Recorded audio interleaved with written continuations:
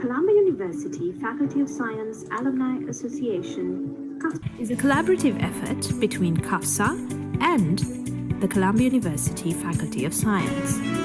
Welcome to the Distinguished Speaker Series of CUFSAA.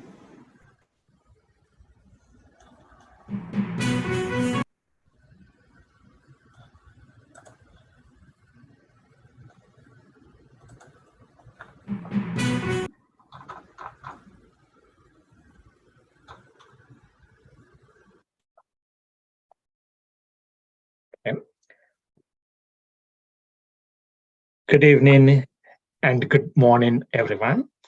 It's my great pleasure and great privilege to welcome all of you for the inaugural speech of the 2023 edition of the CUFSAA North America Distinguished Speaker Series. Today's speaker is Mr. Athula Alwis, Chief Executive Officer of ALLDIGITAL SPECIALITY, and one of the distinguished alumni of University of Colombo. So welcome again. Thank you, Chandana. Yeah. So before we start, I would like to present a couple of house rules regarding the question and answer session, which we at CUFSAA consider as the most important part of a presentation. The question and answer session after Mr. Alwis' speech will last for 15 minutes, but we can go more if you have more questions. The way to present your questions is you can type them to the Zoom chat window, or if you are joining through YouTube, use the comment section in the YouTube live streaming. And you do not have to wait till the end to send us your questions. You may share your questions during the talk anytime. Of course, we will wait till the speech is over to share these questions. And can we go to the next slide? Yes.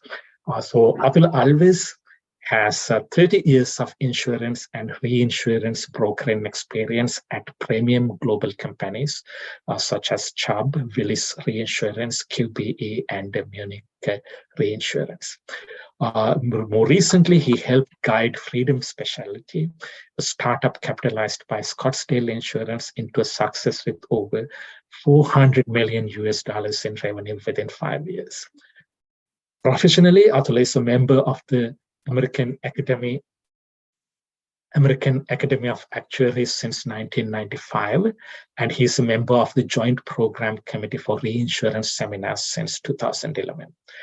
Athula received his Master of Science in Mathematics from Syracuse University in 1969, and he received his Bachelor of Science degree from University of Colombo, Sri Lanka, with first-class honors in mathematics in 1984.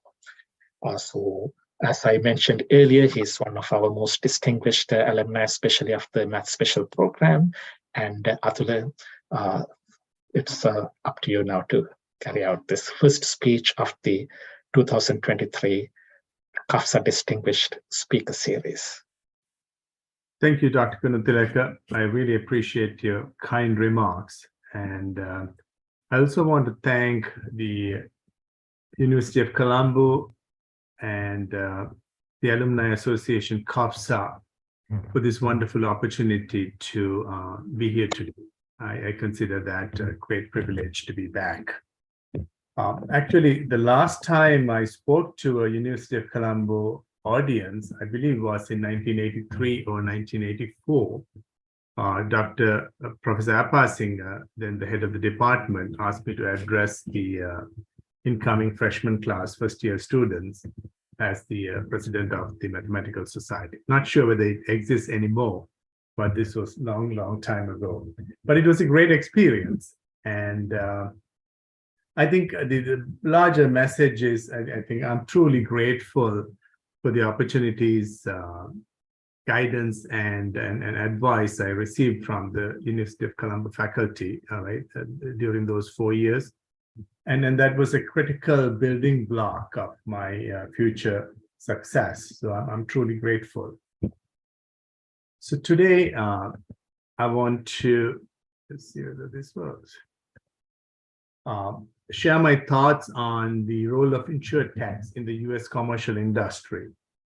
And it is really a time of change and time of transformation for the insurance industry.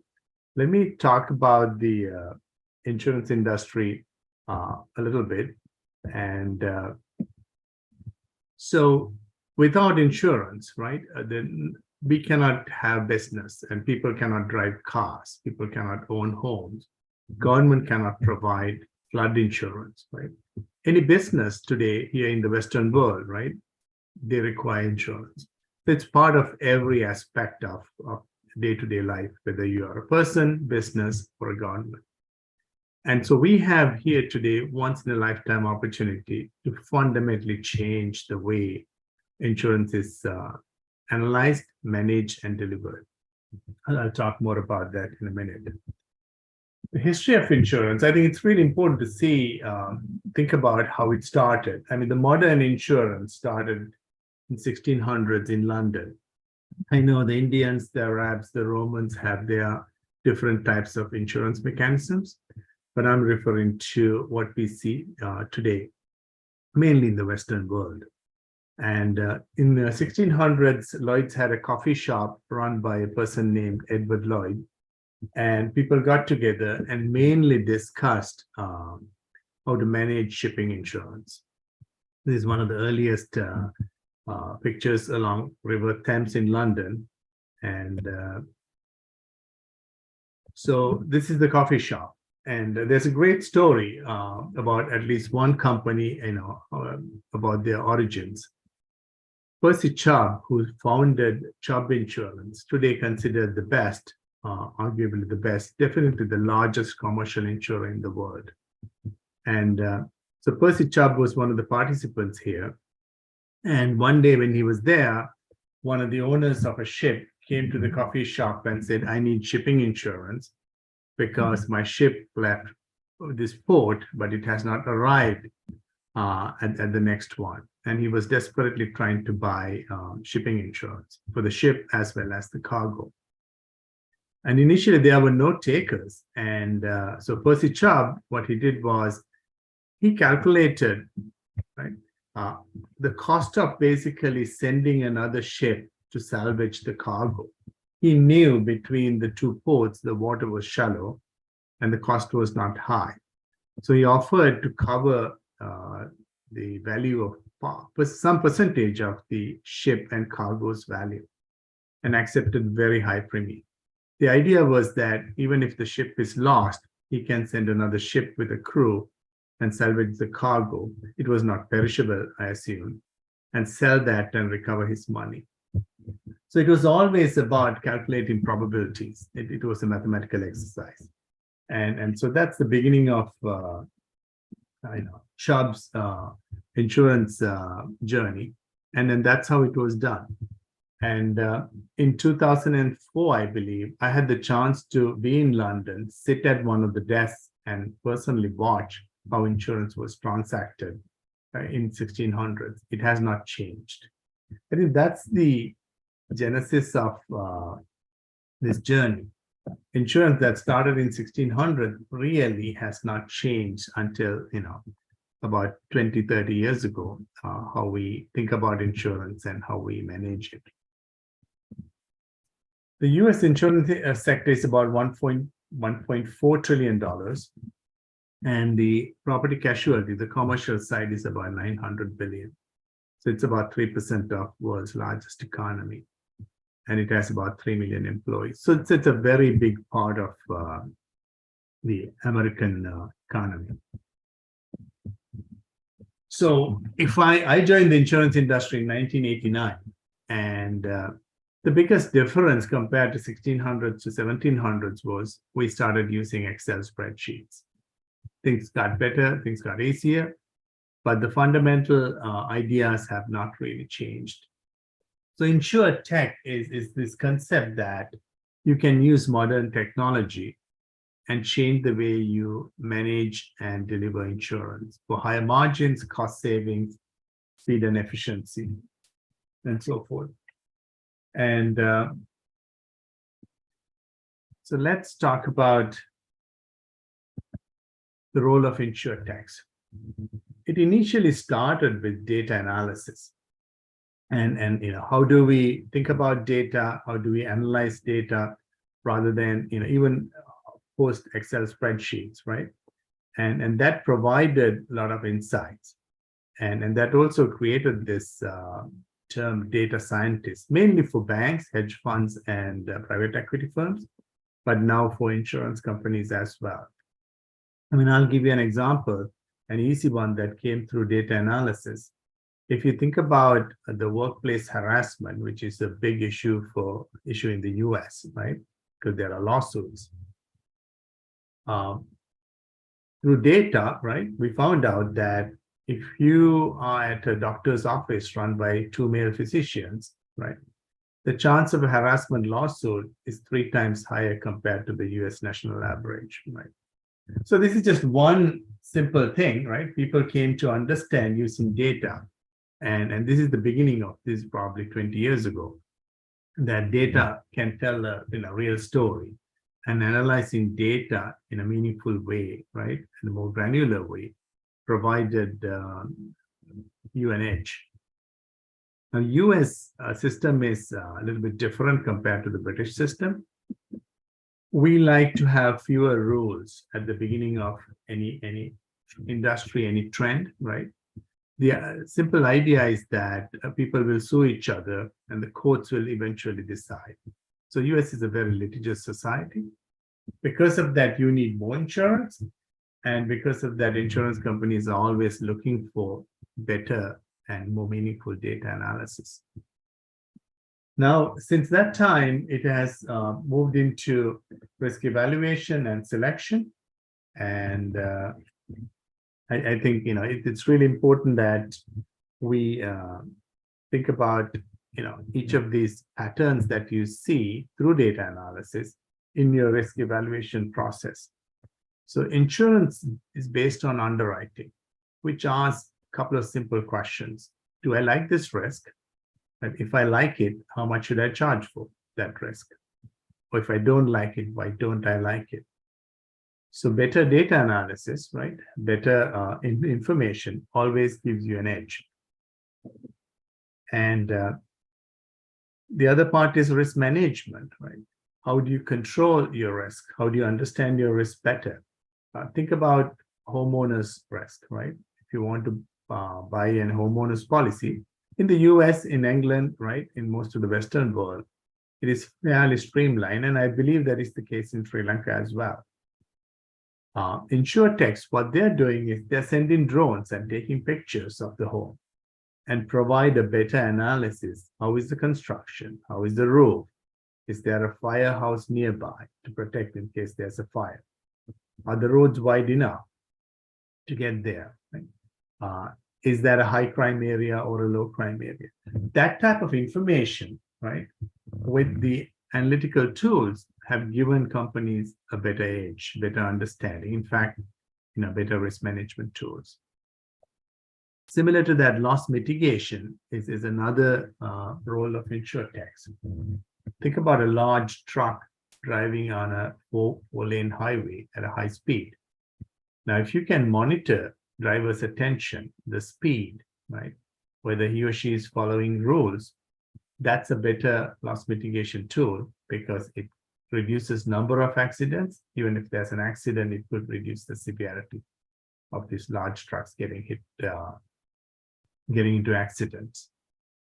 The other part is if you think about the cargo, if it is food, right? In the US, there are several large ports and goods are delivered mainly by trucks, sometimes by trains, but mainly by trucks. So if you deliver food, you want to keep the temperature at a certain level. Now the InsureTechs have come up with ways to monitor the temperature, monitor the condition of the food, and hence save a lot of food being perished and again reducing losses. So there are multiple roles, and I think there is a great opportunity for these InsureTech companies to add value. And why InsureTechs rather than the insurance companies themselves doing it? So the main thing is insurance company employees have their day jobs, and insurance companies actually tried this at the beginning. They hired data scientists from banks, and when they came in, these data scientists didn't understand the insurance business. And sometimes, because of the way insurance is run, data was in Excel spreadsheets to emails to other forms that was not properly organized and prepared. So I think the task has now gone to, except for few insurance companies, a lot of InsureTechs to handle that. Same is true with new risk evaluation methods and risk selection methods. Now, another good example is like an evolving area is aviation insurance. There's a lot of information about airplanes. Which ones are accident prone, which ones are not, which ones can land on their own, right? And then they are better risks. Now, the one part that is not well analyzed is the pilot experience and pilot training. I don't know, there was whether you know that there was a study probably 10 years ago that ranked Sri Lankan pilots among probably top 10 in the world. Probably because of the training, but they did not give the reasons. But looking at accidents and number of flight hours, Sri Lankan pilots were ranked pretty high.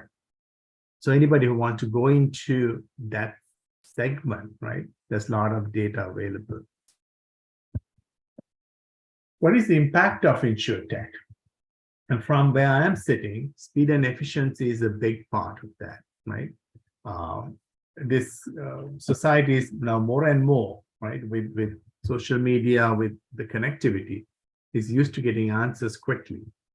I'm going to share you an example later on, right? People who are willing to wait 2, 6, 8 weeks for an insurance decision, now they're looking for the decision within a week or within days.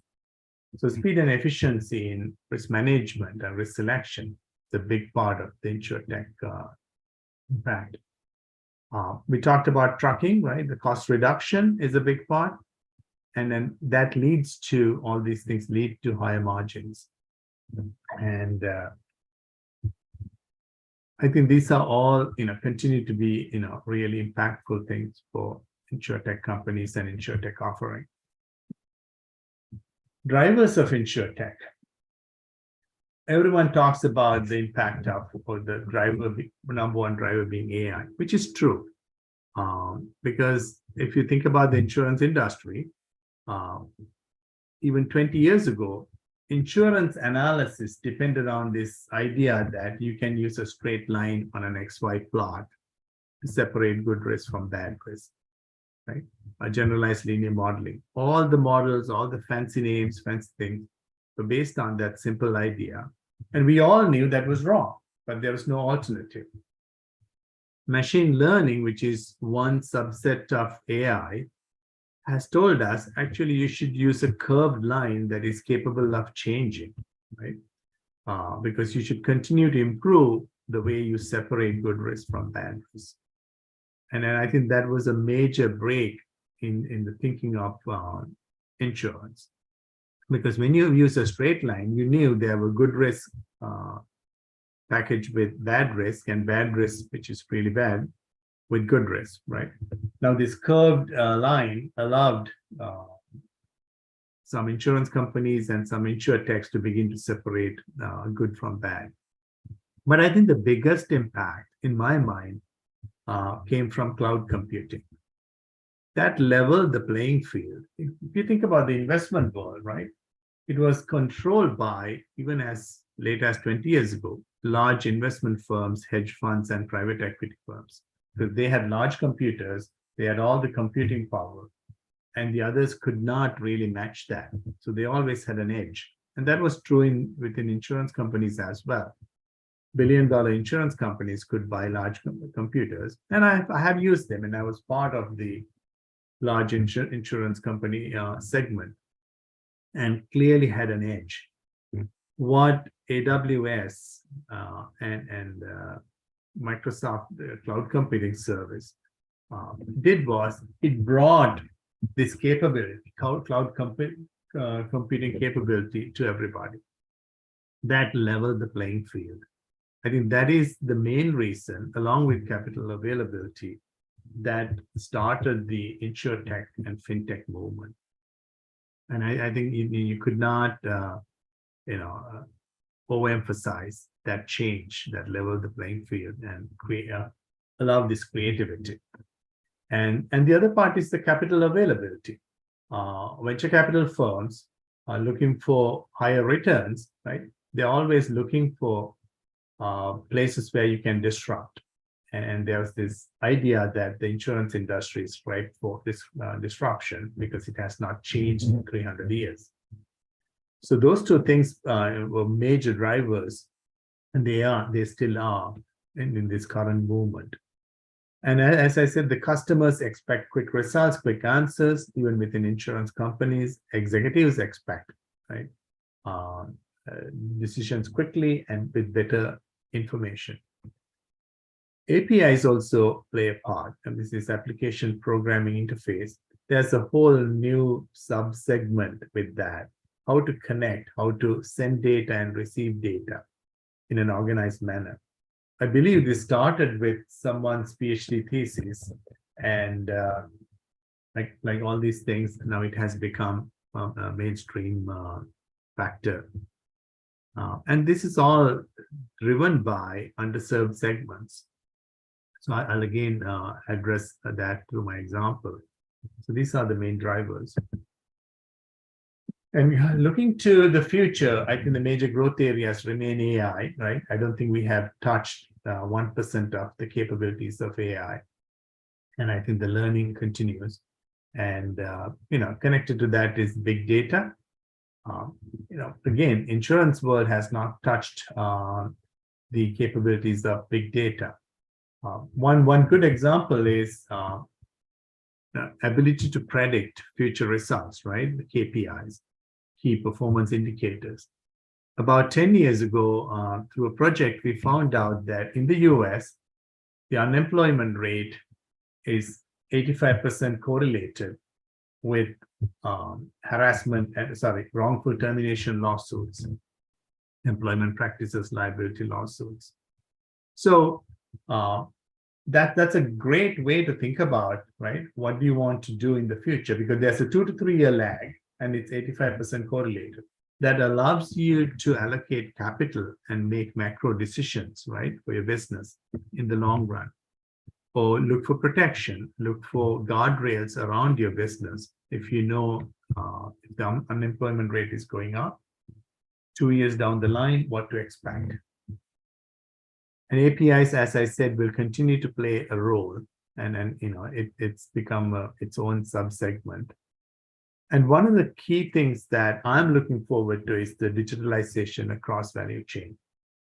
Because any insurance product, right, unless you sell it directly to the end customer, which is what some companies do in the US through auto insurance and homeowners insurance, right?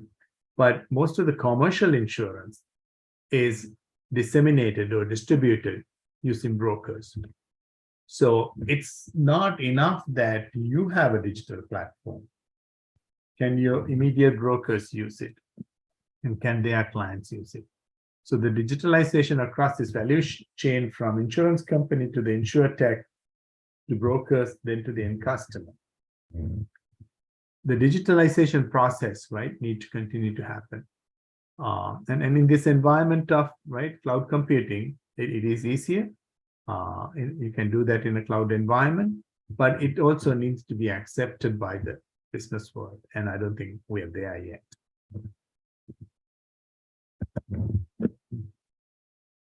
So let me quickly talk about an example, which is actually what our company is working on or has worked on solving. One part of commercial insurance is management liability.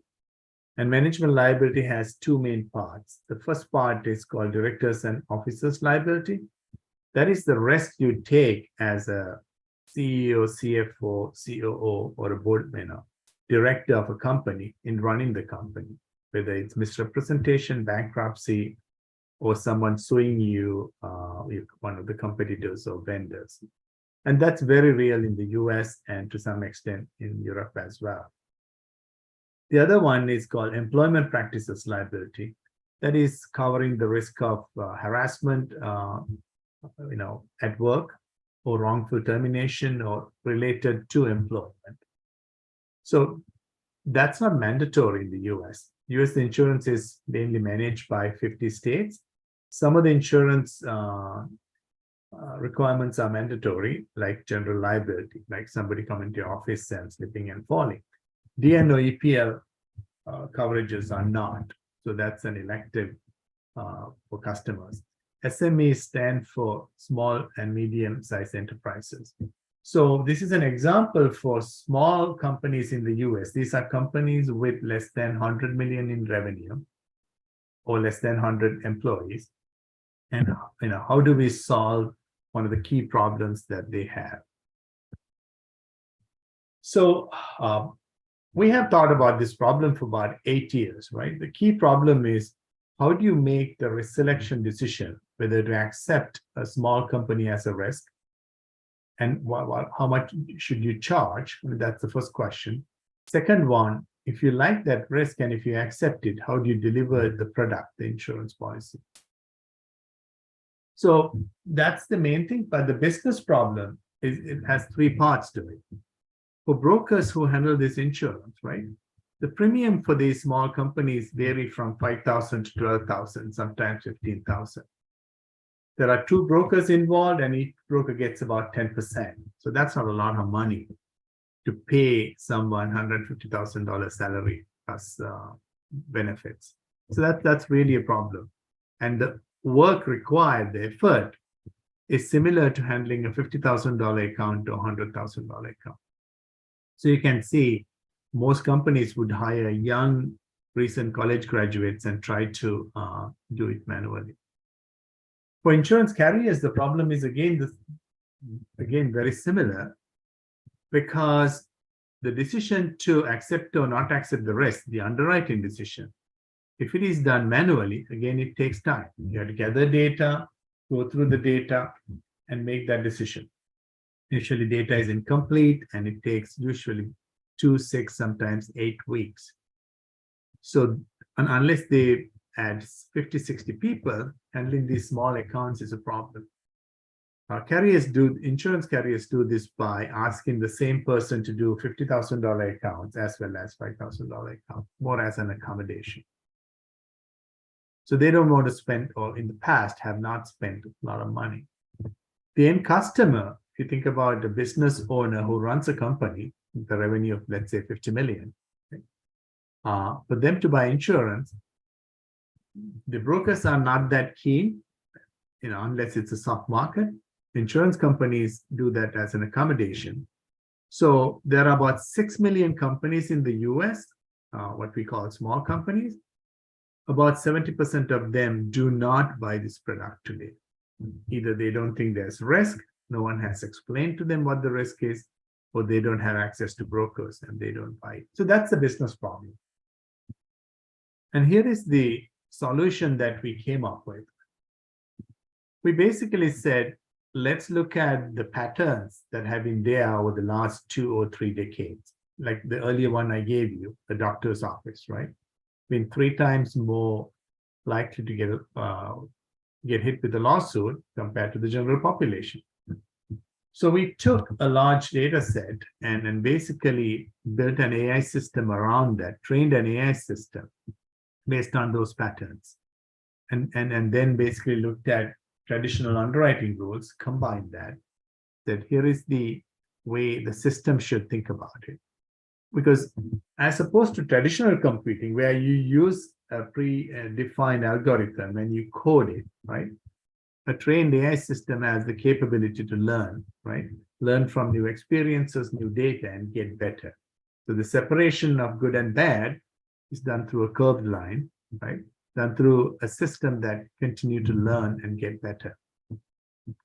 And the second part is, we said, let's connect everybody and provide the information real time. So we built a private permission blockchain system, right? And basically connected the insurance company, our AI system, and the brokers. So everyone has complete transparency, right? So one of the age-old problems in insurance, the single version of truth, it's immediately solved because everyone is on this blockchain platform and have real-time data and complete transparency.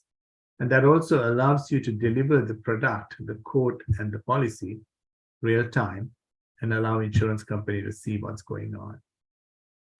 And so that is the solution we came up with, and that has worked so well. So the company went live. We started the company in early 2019, and we raised funds sometime in 2020, July of 2020. Went live in 2021, and it has grown pretty rapidly over the last 2+ years. Now, we talked about distribution, right? That's actually a very key part of having any type of product, right? It's good to have an idea, good to build a product, but if you cannot distribute that to your customer base, you have a real problem. So we were lucky to get help from 3 of the top 10 broker firms in the country who agreed not only to distribute our product, who spent 18 months testing our system, right, to make sure it would be acceptable to their clients. So that was a major help. And then we are really grateful for those firms spend their time and resources to help us out. Since that time, we have expanded to other broker firms as well. So one of the things that we learned is you can't just go with one product. You need to keep adding new product, keep expanding. So we started with DNO and EPL. We added a product called fiduciary liability. That is your duty regarding it protects you from lawsuits when you manage your company's retirement account. And then access is, how do you look at larger risks? Non-admitted is we are going to work with Lloyd's of London to provide a third product, which will probably start in another 2 to 3 months. First in the US, and we are also thinking about expanding that to London as well. And then the future, right? We have several ideas. Aviation is one. So let me share a couple of comments. As I said, there's plenty of data about planes, which are the safe ones, which are the unsafe ones, accident records, everything Federal Aviation Administration publicly, make it available. One of the things that I think the InsureTech can do is look at pilot experience. And the simple question is, if we don't like people driving drunk, right? We find them at some cases jail them. Do we like people flying planes drunk, right? And how do we find out whether this pilot has a history of drunk driving, right? Because person who drives drunk is likely to fly drunk as well. So there are things that through web scraping and other means, InsureTech can bring to the insurance world and make the flying experience safer, manage the risk, and go through loss mitigation. So these are some of the parts that, right, we are thinking of getting involved in. And this is just a picture of the input area, and how basically the solution that we talked about. Before that, it took an insurance company 2, 6, sometimes 8 weeks to come up with the risk selection decision. Our AI system, coupled with the ability to create quote and bind, quote and policy documents, we provide the answer under 3 minutes. So that's a major improvement in speed and efficiency. Not only we can answer under 3 minutes, we can deliver the product to our broker partners instantaneously through our blockchain platform. So that we believe has been and is going to be a major game changer. And that is the main reason why we have been growing pretty fast in the US. When you think about, an InsureTech, right, there are several questions you want to think about. We talked about some of them. the idea, which leads to the product, right? And then the product, which leads to how do you distribute that? What type of team do you want to have? And then the other part is how do you get capital to start the enterprise? One of the key things VCs look at is how large is the total addressable market. And I talked about 6 million companies in the US, right? In this small company segment. Only 30% of them today buy that product. That creates about $15 billion addressable market. But if everyone buys, it's a $50 billion market. So that's what VCs look at before they investing. We have raised about $4 million so far, and about $3.5 million came from venture capital firms. So, I think that's a very important thing that all InsureTech companies need to think through. I want to go back to one of the earlier topics, the digitalization of the value chain. So we started by connecting an insurance company with its wholesale broker partners and our AI system. And now in 2022, we started connecting some of the broker partners to their retail brokers. So we expanded the digital network, basically a few tests. And how do we get even closer to the end customer?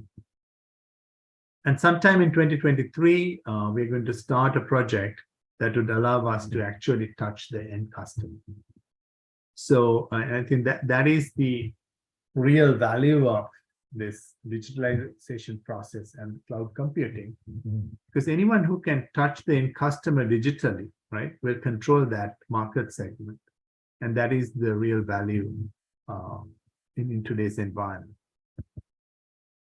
We have an excellent team. I think I'm really grateful to have a fantastic management team, as well as a lot of very hardworking team members. And today we have 5 colleagues in Sri Lanka, all of them University of Colombo graduates. And we'll be hiring 2 more on June 1st and probably 3 more in September. So I want to recognize the role that University of Colombo and Dr. Sanjeewa Perera and team have played in becoming a pipeline and resource of talent and hardworking individuals. So we really appreciate it. Couple of quick comments about the AI system. I'm not an AI expert. We are really lucky to have 2 fantastic AI experts on our team. As I said, the training of the AI system was based on a pattern recognition. So it's a machine learning idea. And so we train the system. As we get claims, the lost data, then we'll ask the question, hey, should the system, should we have recognized, or the system should have recognized that there's a pattern in these losses, right? Then how do we make adjustments? So how would the system make adjustments? Those types of things are in our future plan. And another thing that we have done successfully, and we will continue to do, is human in the loop training. Get experts and provide experts to give guidance to the AI system, looking at good and bad, and get the system to choose a mathematical model that best fits that new criteria, and ask the question, is it better in determining good risk versus bad risk? So it will continue to happen, and that is also another part of our evolution. And this is the normal cycle that we go through, right? So the humans and the pattern recognition will say, here is good, here is bad. And then we go through that process, right? And then we come back and look at the results and ask again and see whether the system should be updated, or how the system would react to new data and new experience of losses, and go through the process all over again. And a couple of comments about blockchain. I think it provides a lot of security, transparency, efficiency, and no one can change the historical record, right? So in a very litigious society like the US, that's a really important factor. Everyone has the same information, same data. no one can go back and change it, in addition to solving the single version of truth problem. So that is the end of my prepared remarks, and let me hand it over to Dr. Goonetillke and team to see whether there are any questions. Thank you very much, Athula. Thank you for the wonderful speech. And now we invite the audience to send in their questions.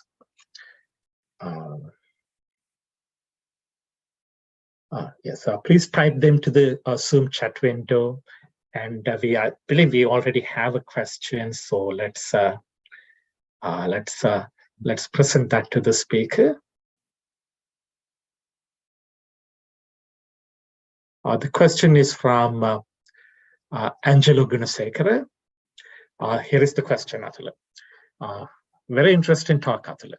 My question: are there other strategies insurance companies employ to reduce premiums for doctors who practice with ethical and competent standards besides data science? Moreover, do they incorporate other approaches alongside data science methods? My concern is primarily when insurance companies solely rely on data science approaches, and the result in generalized data implies, as you pointed out in your example, that 2 male doctors might pose higher risks. Is there any way to individualize lower premiums by these approaches, or is it done solely through brokers whom the customers know and associate with? Great question, Dr. Gunasekara. Thank you. So the main part of the question is, what I heard was, please correct me if I'm wrong, are there other methods, right, within data science to think about these approaches? And also, is there a way to individualize? So let me take a step back and say that it is always really important for us as the humans involved in this process, right, to ask the basic question, does this answer or do these results make sense? So the great question about the 2 doctors working at a medical facility, right? Can you individualize it? At this point, I don't know the answer, right? Something like that, because unless you have the history of each of the doctors, so because the hidden question is one is good, one is bad, you might still get a certain number of lawsuits, right? We are also asking the question, if 2 female doctors join that practice, would the frequency get better? There is some evidence that a 20% doctor's office with a high number of female physicians have a lower frequency, but it's not really proven yet. I'm also concerned that how do we interpret data in a siloed environment, right? How would that affect future decision making? I'll give you an example, because this is why you can't just allow AI to make all the decisions. There was a project looking at US public companies. There are about 5,000 of them, right? And we asked a data scientist to tell us what are the main drivers of lawsuits. And this is after the 2001 crisis, probably a few years. Main data was used up until about 1995 through 2005 or 6. And the data scientists came back triumphantly and told us after 2 weeks, the number one driver of losses for lawsuits for public companies is the stock market, the stock, whether they use NASDAQ or New York Stock Exchange or something else. So we all started laughing because most of the lawsuits were against .com companies in early 2000s, and they were almost all of them were with NASDAQ. So there was an anomaly in data, and that led to basically a indication that the NASDAQ was the main driver. So at this point, we are not developed enough to handle that, right? So whether we use AI or whether we use strictly data science methods. And I think we should continue to look for other ways of verifying, right? Number one is the human asking, does this make sense, right? These patterns and these conclusions. Hope I answered your question. And yeah, thank you, Athula. The second question, I don't have the name of the person asking the question, but the question is basically about a little bit more details in insurance industry. How is big data use, and asking for an explanation regarding a little bit more about APIs. So let me take the second part first. We use APIs, and I personally have not. I think the APIs give you the advantage of very exactly and correctly exchange information, right? You can send data in a certain format, and if the other party can accept it, right, this connection is made, and how it's formatted and how it's done. And then what type of data can be sent and what the width and so forth. So that is my understanding of APIs, and that is widely used, and it's almost like a commodity right now, the API applications. Happy to, if you send me an email, happy to connect with one of our experts and get back to you. Please let Chandana, Dr. Goonetillke know, right, your name and email address. Yeah, in fact, yeah, thank you, Athula. The question came from Janendra Bhogawat, so I have the name now. Okay, and let me address the first part, Chandana. I'm sorry. Yeah, sure. Big data within insurance industry is limited because unlike investment firms, right, insurance companies do not share a lot of data with outsiders. So it's quite difficult to do a big data project. So that when I talked about earlier, looking at the US unemployment and federal lawsuits, right? So that's publicly available. So that's one rare cases. But even the largest insurance companies, because of privacy reasons and competitive reasons, don't change data. Now they have given, so some of the pattern recognition work was done through special arrangements with large insurance companies, but it's quite difficult. Whereas investment companies have managed to get their hands on a lot more data. The US, as you know, is a union, right? It is a union of 50 states. Each state controls how data should be handled and privacy requirements. So far it has been a difficult environment. We have been lucky in the past to do some pattern recognition research work, but it continues to be a difficult part of the analysis. Thank you, Athula. There is a follow-up question from Janendra Bhogawat, who asked that previous question.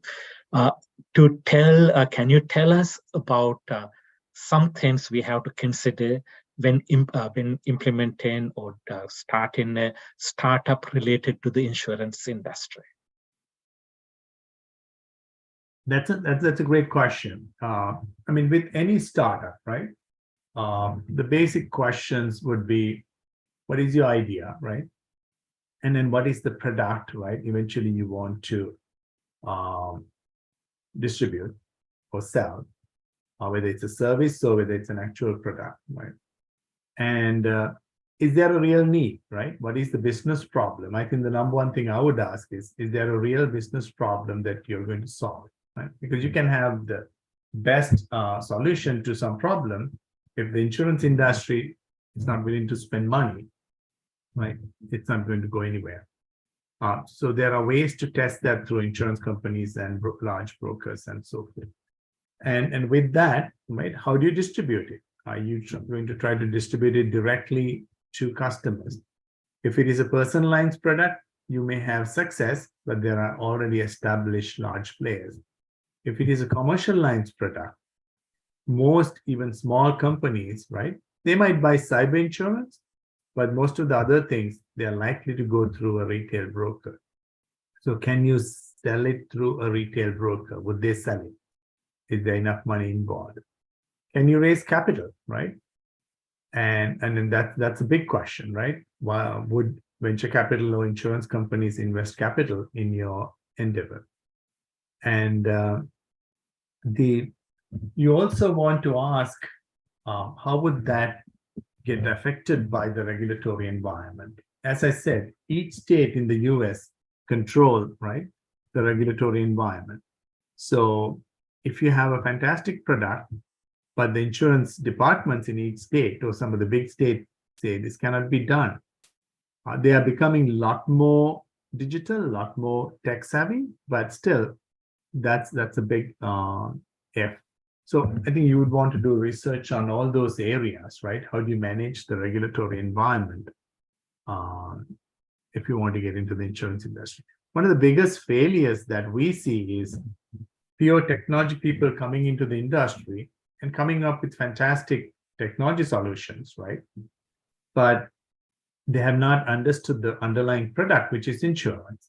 At the end of the day, you have to sell an insurance product in a regulated environment and pay for losses, right?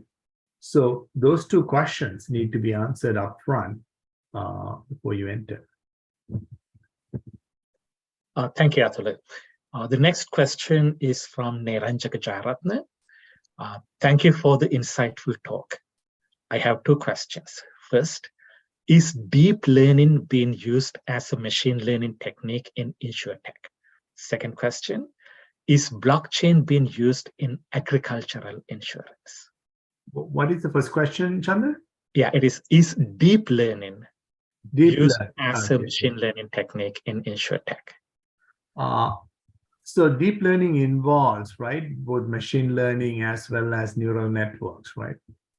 Not that I know of. I have not seen applications of deep learning at this point. Some people claim that they have used, but I think get to that level, right? I mean, if you're Chubb, if you're Munich Re, Swiss Re, AIG, right? You can do it because you have decades of, right, probably centuries worth of data. But have they kept in the right place to get through that kind of learning? I have not heard of any examples of deep learning. And excuse me, yes, blockchain. I have heard examples in India using blockchain in agriculture. I mean, I don't know exact details, but I think that would be a great opportunity to get farmers and information, right? Weather patterns and fertilizer and other variables into a blockchain system, and then basically find a way to not just gather information, but provide a marketplace as well, right? At a very retail level. So I have heard of attempts in India to do that. Thank you, Athula. The next question is from Salia de Silva. Great talk, Athula. Also, it is great that you have hired students from University of Colombo. The question, does the health insurance segment use AI to determine premiums? I think they do, but I don't know any example. First of all, Salia, thank you. Good to hear from you. I think there are many large multi-billion-dollar companies with a lot of data. I think they use in some cases, but I don't know how exactly they use it. There are real restrictions on the predictability, right? If you have had certain type of illness, the insurance company knows, they know what medicines you're taking, and they know current research on, right? That in deteriorating, you're getting better, all that stuff. Should they be allowed to cancel your policy, right? So there are real questions around that, right? And I would not be surprised if they have figured out whether they should keep the policy or not. But I think there are enough restrictions around that, guardrails around that, that would restrict them from arbitrarily removing. I know there are ways to carve out, in the sense like as a company, when we buy health insurance for our employees, right? We buy a block of insurance. If somebody is chronically ill in some of the we don't do it, we are a small company, but a very large company can say, you can remove these 3 individuals and the company will take care of their future cost to reduce insurance premiums. That already exists, right? Even without AI getting involved. So I think that those types of things, AI determining somebody's condition getting worse for a certain period of time and recommending reduction of limits or reduction of coverages could happen. But I don't think in the near term, the legal structure would allow them to kick that person out of the pool. Thank you. Are there any other questions? We have a few minutes left for questions. Okay, we see one more. Yeah, the question is from Mahendra Munidasu. Fintech companies are considered disruptors of the banking industry because they compete with traditional banking products. Are InsureTechs considered disruptors in the insurance industry? From your talk, what I understood is that you are providing products and services to the insurance industry, but not a disruptor. Am I correct? That's a great insight. First of all, yes, we are actually working with the insurance industry to provide speed and efficiency and cost reduction and risk mitigation. And we are disrupting on how the decision is made, right? But working with the insurance industry. So that's an excellent insight. We are not trying to become an insurance company, right? And so on the fintech side, there are 2 parts to it. The first part is the actual disruptors who are basically using at payment systems, right? Who are basically using at cryptos and other forms of money transfer mechanism and really trying to disrupt the banking industry, right? Money center banks, do we need that? We're asking the question, do we still need $1, right? Can we use crypto? So that's one side of it, but there's another clever side that is quite alarming, that is basically using fintech companies to do what we call regulatory arbitrage. In the US, the banking industry has to follow a very strict set of rules, right? They need to keep certain amount of capital in case people withdraw money suddenly, right? There are certain percentage they must keep within the bank in liquid assets. And they had to follow certain rules on, right? Who can transfer money and how, right? There are rules against certain people using the USO, right? Western banking systems. So there are companies that are there that are actually set up to handle the regulatory arbitrage piece, which means act like a bank, but you don't have to follow banking rules, right? So that's a dangerous area. So I think, you know, if you're looking at whether to invest or follow, and in fact, the Square, right, could get in some trouble in the future if they're not careful with what they're doing, right? Is it really a new solution or is it just regulatory arbitrage? In the case of Square, Jim Dorsey, it's not very clear whether he meant to get around banking rules because he started the company basically simply to help his friend accept credit cards, right? His friend Jim McElvey had a business, couldn't accept credit cards, and Jim Dorsey and Jim McElvey basically started at that point Square, now Block. So the financial industry is at crossroads here regarding that issue. Okay. Thank you, Athula.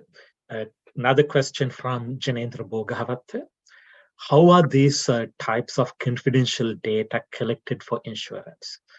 Is that from web scraping or any other special method? How do we create this type of large data sets to get the predictions? Is that from company-owned privacy data for years? So there are multiple ways, right? If the insurance companies trust you, if they feel you're going to work with them, right, they could open up and provide you with data under fairly strict, confidentiality agreements. That's actually one of the best ways to do it, because they can give you very granular data to you and then help you understand that, right? Data itself is not valuable unless you understand the underlying conditions during each period, right? Each 10-year cycle. You can buy data, right? You can buy information about private companies. You can buy data about population demographics, right? So that's another method. There are a lot of companies who have done a good job actually over the last 5 years, accumulating and selling data in packages. And outside of Moody's and S&P, I used to work with them and say, hey, give us data. We'll try a mathematical model. If it works, we'll buy data, right? So if if you keep your word, they are in fact willing to give you free data. And the web scraping is actually a fantastic way, right? Because right now, there are no rules, right? There are rules on what data you can share, if your customer data that comes with insurance applications, right? How you need to store it, how long you need to keep it, who can see it, right? All that data. But the web scraping data is not governed today, right? So that's an open environment. My example about airline pilots, right? Checking whether they have been caught drunk driving. Today you can do it, even though you are basically looking into somebody's private life. So I would say it depends, but web scraping is a wonderful example. Also, I talked about a doctor's office with just 2 male physicians, right? You can look into that and you can basically look at the physician panel at a doctor's office. If you are convinced that adding female physicians reduces your risk. Right? So I would look at all 3 parts, right? Insurance company, are they willing to work with you? That's a good sign that your idea has value, right? And basically buying data, if possible, without paying at the beginning, and basically web scraping. Okay. Thank you, Athula. The next question is from Sudham Patirana. Do you expect there will be a significant overhaul in the US health insurance industry in the next decade? Great question, Sudham. I don't know, because there are a lot of restrictions and regulations. But the fundamental idea that we are spending per person more than anybody in the world, right? And still not providing adequate health care, right? Is here, right? Everyone knows that. Now, I think there are some billionaires, right? Rightfully so, are looking into that. Can they provide Amazon? I'm not sure Amazon is still continuing with that during this cost cutting, right? They were thinking about it. We need a different solution, right? I think healthcare should be available to everyone, but over the next 10 years, I'm not sure. Thank you, Athula. Are there any other questions? We have another minute or 2 left for the question, left in the question and answer period.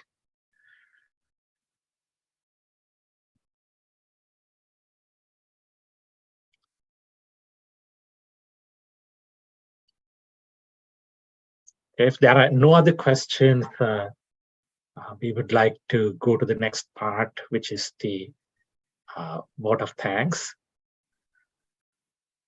The vote of thanks will be presented by the head of the mathematics department at University of Colombo, Professor Sanjeewa Perera. Professor Perera. So good evening to Sri Lanka and good morning to US. On behalf of the Department of Mathematics, Faculty of Science, University of Colombo, first I would like to extend my sincere gratitude to Mr. Athula Alwis. I think the talk is very interesting and then timely. The topic is, of course, timely needed, not only for the West and the US, but in Sri Lanka also. Now also we are facing a lot of uncertainty. So the uncertainty mean insurance, right? So the uncertainty is like a risk involvement, and then people need to think about the mitigating techniques. So that's actually the insurance is the one of the way to, of course, mitigate the risk. So it's I believe like that this is a very timely, important talk, right? And you have actually presented it in the very well, and then So looking at the questions also, I believe like that now the audience also highly appreciate it. So thank you for providing actually the very important talk into this. And not only that, the talk, of course, I would like to extend my sincere thanks because you have already taken our students providing the internship and then the hiring process, and then hoping like that you are hoping to take another two. So thank you for giving the more opportunity to our students, right? And in this connection, of course, I would like to thanks the CUFSA for organizing this talk series, and especially Professor Tilakaratna, who is the founder president of the CUFSA, and then current president Dr. Perera, and also the immediate past president Dr. Chandana Goonetillke, and also the other committee members and all CUFSA members. I would like to extend them our sincere thanks on behalf of the Department of Mathematics and University of Colombo. And also finally, I would like to thanks who joined with us today, our students and the faculty members, and also the alumni members from US. So thank you very much, and good night for Sri Lanka, and then I think the goodbye for the US. Thank you. Thank you, everybody. Yeah, thank you. Thank you.